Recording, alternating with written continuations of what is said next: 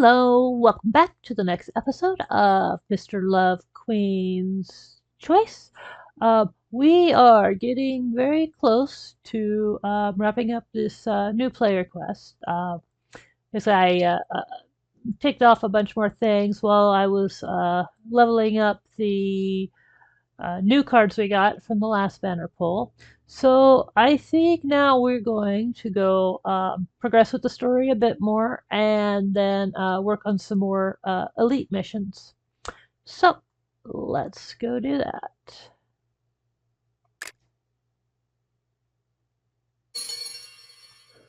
We are normal and chapter 7, I think. Yes, chapter 7.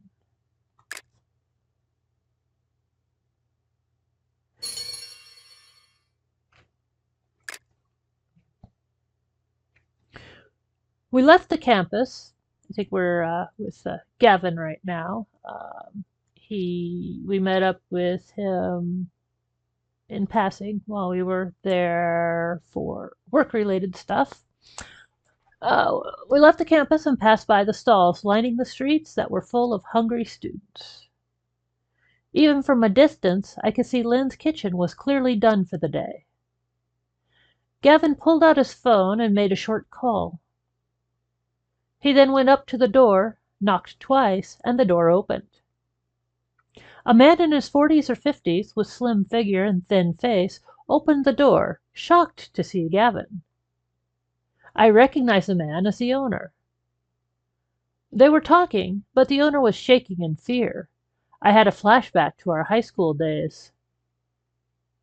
I was riding my bike home after studying late in the school library for the final. I heard a hushed conversation in the alley right after I had left campus. I summoned the courage to ride by and peeked, seeing the owner handing a student a stack of money. The guy looked familiar, so I peeked again, only for him to return my glance. Isn't that Senior Gavin? I panicked and rode off in a hurry. Was he taking protection money? A few girls in my class were saying how Gavin bullied students for lunch money that morning. He was something else. From then on, the legendary Gavin left an indelible impression as an extortionist in my mind. So seeing the owner trembling before him now, I deeply regretted letting Gavin tag along. Was the owner still fearful of Gavin after all these years? Don't just stand there. Come in. Oh, it's really okay? It's all right, miss. Please, come in. I followed Gavin into the joint, all the while wondering what was going on. Please, have a seat. Food should be served in 5 minutes. Wait, weren't they sold out? Is the owner making something just for us? I looked at Gavin, who helped himself to utensils from a drawer like he owned the place. Let me check to see if your food's ready. The owner shuffled into the kitchen. Never thought Gavin still would have that much hold over the poor man. Gavin broke my train of thought by handing me a fork, which I accepted in haste. While waiting, I scanned the establishment. It was slightly larger, but still the same cozy place. What's more, the wall of post-its was still there, and still full, as new notes replaced the old. I remembered sticking one up myself, but a quick search confirmed that it was long gone. Here are your noodles. Eat 'em while they're hot. Thanks, they smell delicious. 2 different bowls of noodles were put in front of us. For Gavin, it was spicy noodles with garlic, cilantro, and thinly sliced beef. I got noodles with clear broth, chopped scallions, and a half-boiled egg. I used to love this dish from this place. I'd come by whenever the school let us out early. Funny thing is, how did the owner know it's my favorite? I don't recall ever mentioning it to him. That left only one possibility. I looked at Gavin. He was busy chowing down and seemed much more at ease.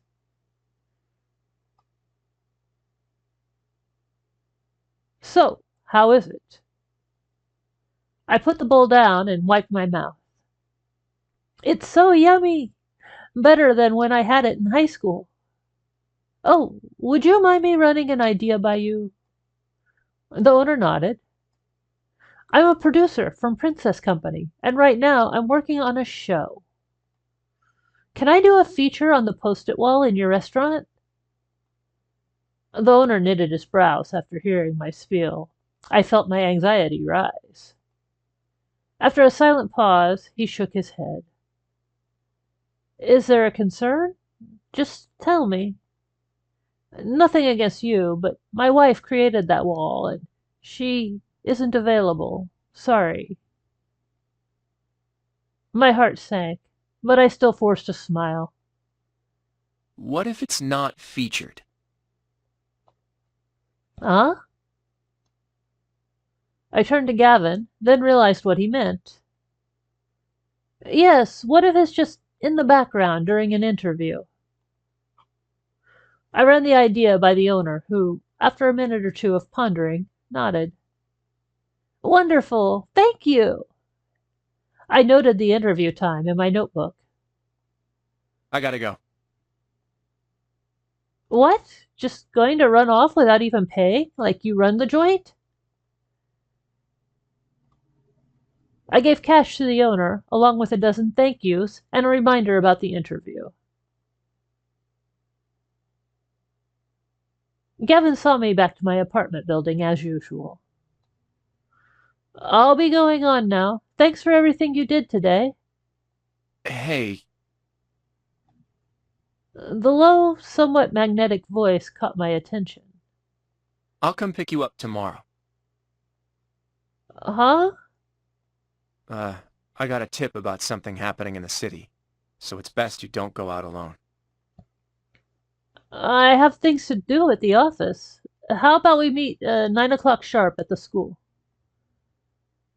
I was planning to leave him out of it, given his past with the owner and neglecting to pay just now. Gavin frowned, but didn't say anything. I waved to him as I got into the elevator. He looked back quietly and motionlessly. I suddenly got this feeling that he had been standing right there for a long, long time. I got off on my floor and reflexively looked out the next door neighbor's door. It was closed, with a heap of mail stacked in front. It seemed forever since I last saw Lucian that day. Downstairs, Gavin hopped on a motorcycle and sped off. The wind blew the leaves about the alley as the last gleam of sunlight faded. Lucian's shadow flittered across the balcony and then seamlessly merged with the night. He picked up a leaf that fell by his feet and watched Gavin leave.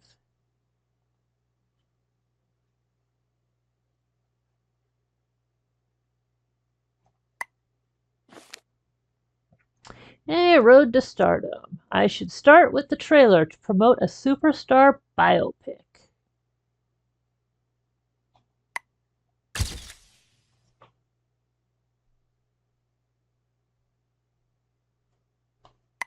Uh,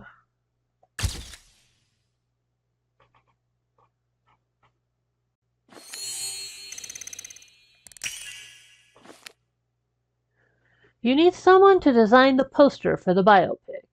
Yes, fine, can do that. Fine composes an original, amazingly eye-catching poster. You need someone to fill a 3-second gap in the trailer. Right, Young impeccably splices in the 3 seconds needed.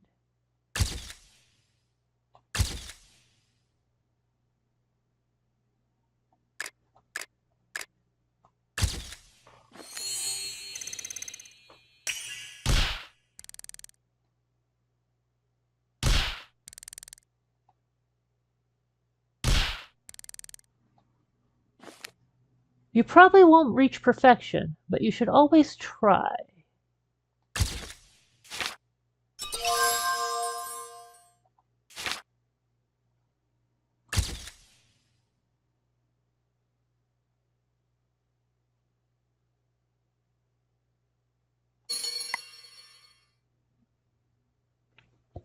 I got up early the next morning and hurried to the restaurant with my camera.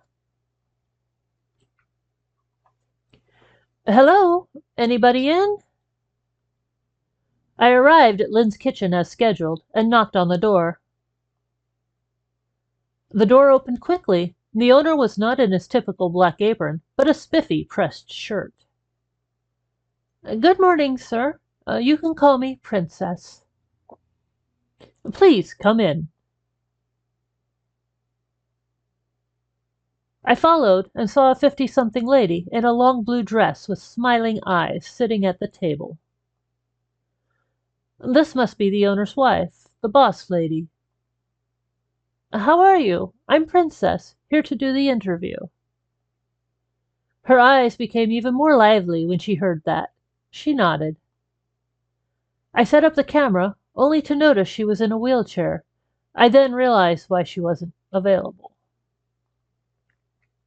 It also dawned on me that Gavin probably already knew it, being the extortionist he is. Should we begin? I took a deep breath and nodded. The interview went by too fast. She was kinder, funnier than I imagined. I packed up the camera. How come Gavin didn't come along? Wait, did I not hear that right? Or did she just ask me about Gavin? Shouldn't she be glad to not see him? I had a lot of questions swirling in my mind now. Did you want him to come? She looked surprised before laughing out loud. Why? Do you think he did something wrong? I shook my head, but then paused and decided I just had to find out. I saw your husband giving him a sack of money when I was in high school. So... You thought he was extorting us? I paused and nodded. My son was in a crash. He rushed him to the ER and fronted the bill. We were just paying him back. So that's what... I was way off. A wave of guilt rushed over me. He's been coming here since then, about 7, 8 years now. Don't know why, but I heard a tinge of sorrow in her quiet tone. Then I realized in the couple's silence and laughter there was something hidden they couldn't let go. The owner walked me out and shoved money in my hand. No, I don't charge for interviews. If anything, I should pay you. This is what you paid for the meal yesterday. Take it. Gavin paid when you guys came in.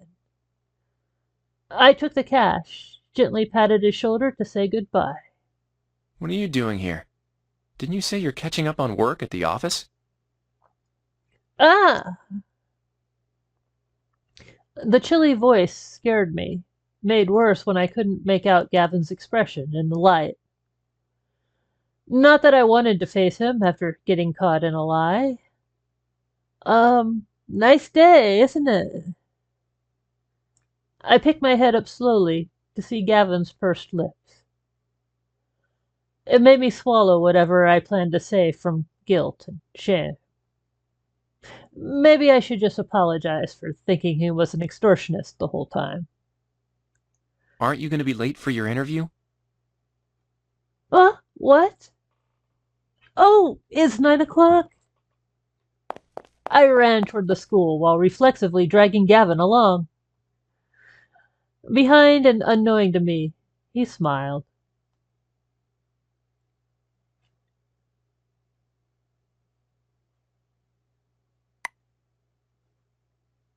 A figure sped at us just as we set foot inside the school. Hey, boss! His expression went from happiness to surprise to excitement before lunging at Gavin for a big hug. A disgusted Gavin ducked out of the way. Gavin, bro, you're finally back after all these years. Tell me I'm not dreaming. The year you graduated was a bummer for me, but I feel all young again now. Miner's ear-splitting shouts attracted a lot of attention. Is that the legendary Gavin? Who's Gavin? You never heard of him? He was a big man on campus. My brother was in the same class and told me he fought 1 on 20 without breaking a sweat. Come on, 1 on 20? Wasn't it 1 on 50? The chatter was getting loud. I snuck a peek at Gavin, and he was still cool as a cucumber. Never imagined they still remember him. But really, 1 on 20? Wasn't it 1 on 10 when I heard it? Wait, why am I thinking about this? It's probably all wrong information, too. Are you mad? What's there to get mad about? True. You said nothing when stories were flying all over the place back in the day, too. They're still talking about you, even after you've been gone for so long, bro. Get out of my sight. Come on, bro. Why are you dissing me in front of my boss? Gavin eyed us both. Man, I'm on the up and up. I work for Princess now. He then raised his eyebrows at Gavin. Just look at you, bro. All these years. A hint of shame and anger seemed to flash across Gavin's face as he suddenly took a swing at Miner. Miner was quick enough to back out of the way, but bumped into the short-haired girl behind him. I'm so sorry. Are you all right?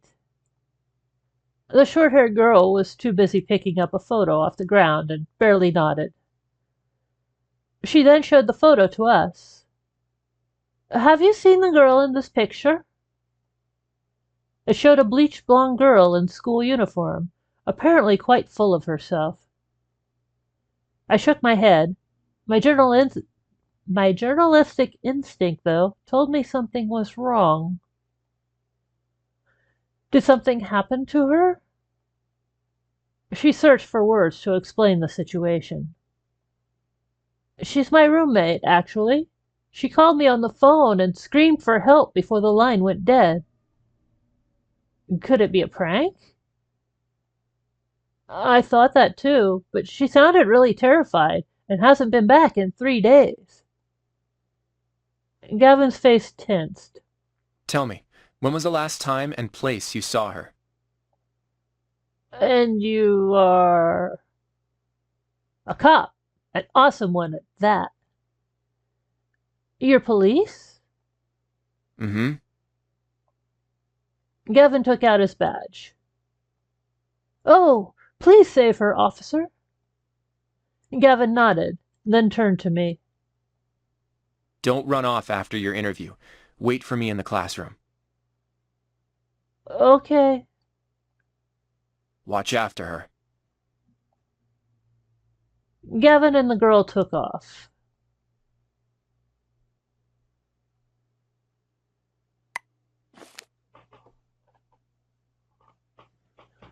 Alright, home of expats. To make the new documentary better, I'm going to film interviews at an international school.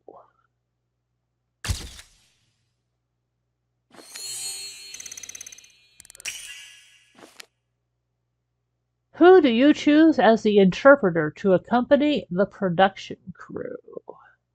Spine flawlessly translates everything. The filming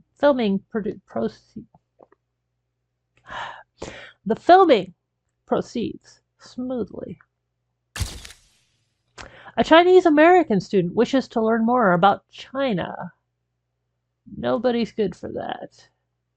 Is it because nobody's quaint? Yep, okay. Lots of docu, no quaint. Alright, how about Dingle Daisy? Dingle Daisy just hands the kid a traditional Chinese costume.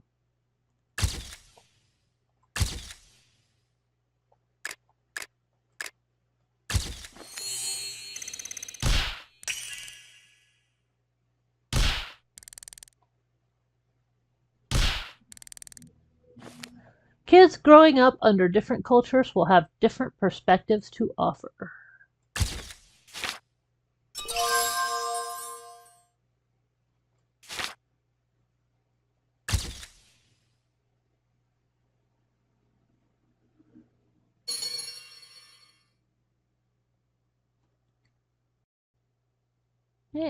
Now we got prizes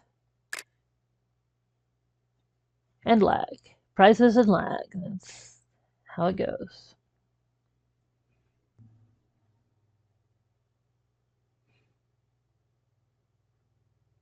Yeah, we'll just come back for the prizes later. Let's head on to the elite missions now. Where are we at here? Alright. We're at 36. What's our goal to get to next?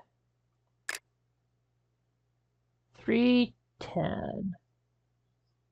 Alright.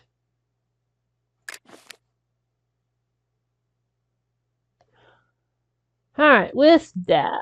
For this episode, we focus on how single fathers raise their kids and show that a father is integral to a child's life.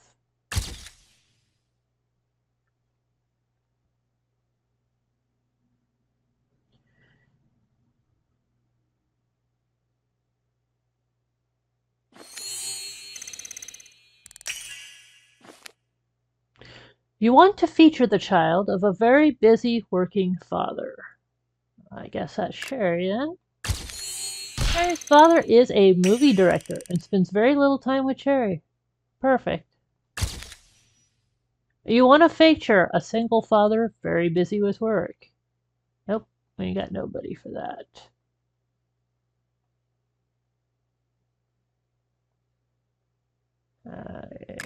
Gario. Gario is not busy one bit and chills like a villain all the time. Well, good for him.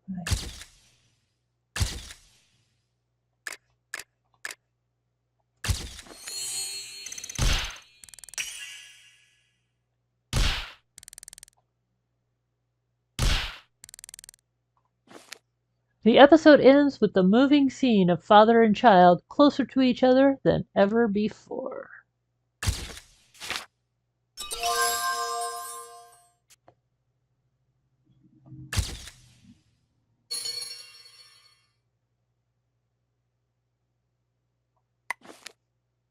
Alright, Lifetime.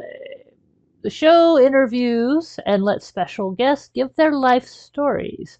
A majority are incredibly inspirational.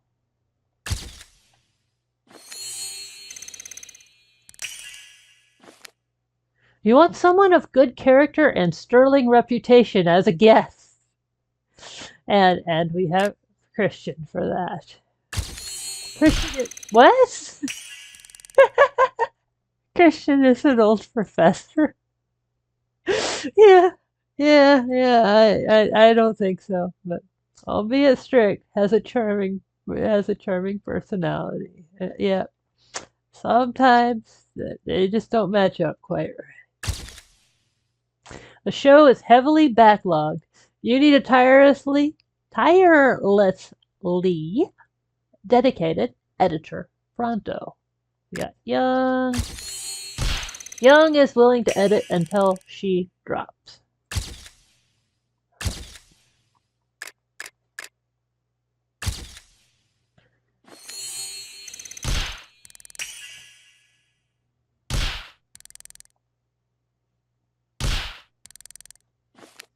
I can't stop thinking, even long after the taping, will I ever be as respected as the guest?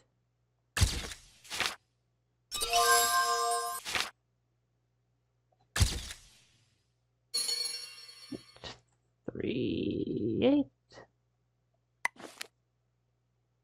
Spotlight. We're revealing the truth behind the hottest rumors in entertainment. Kiki assures there won't be backlash from agents.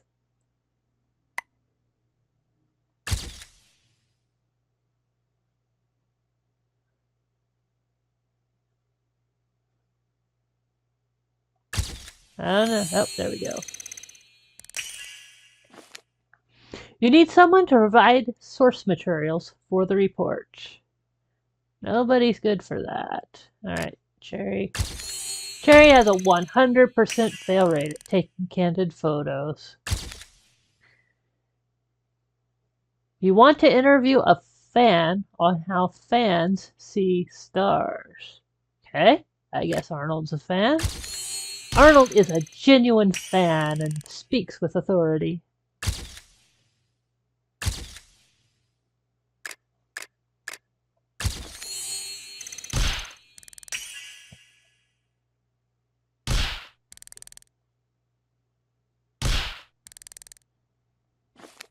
After hearing all the stories, I can never look at the entertainment industry in the same way again.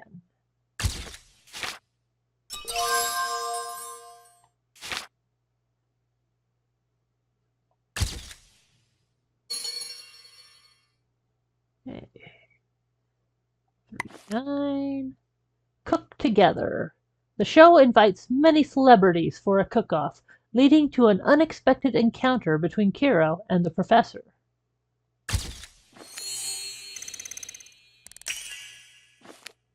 You need someone to open a tightly sealed jar. Yes, let's get Dingle Daisy to do that. Dingle Daisy cordially opens it for you. You want someone recognizable and knows a lot about food to judge the cook-off. Okay? Apparently Cherry wants the job. Cherry offers humorous, entertaining critiques.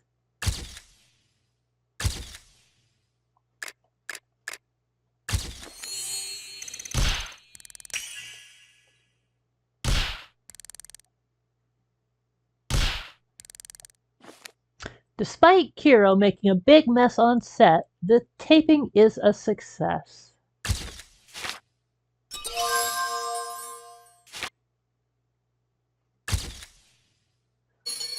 Right, and 310.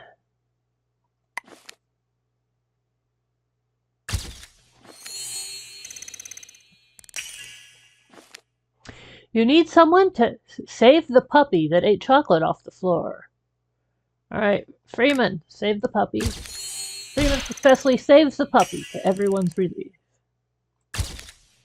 You decide to get a kid to watch the puppy with Kiro. Okay, Cherry can do that. Cherry has a great time with both Kiro and the puppy.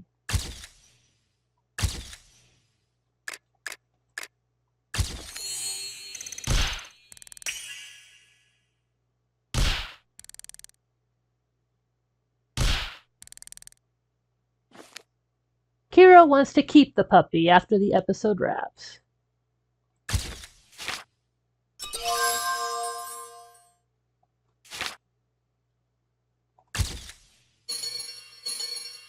Alright, so I guess that's where Kiro's puppy comes from. So I think his puppy's name is Applebox. There's been some, well, I don't think in anything I've posted yet because I'm trying to be careful with the sequencing. But when there's references to Applebox, it's Kiro's puppy. He has a dog named Applebox and a cat named Cello.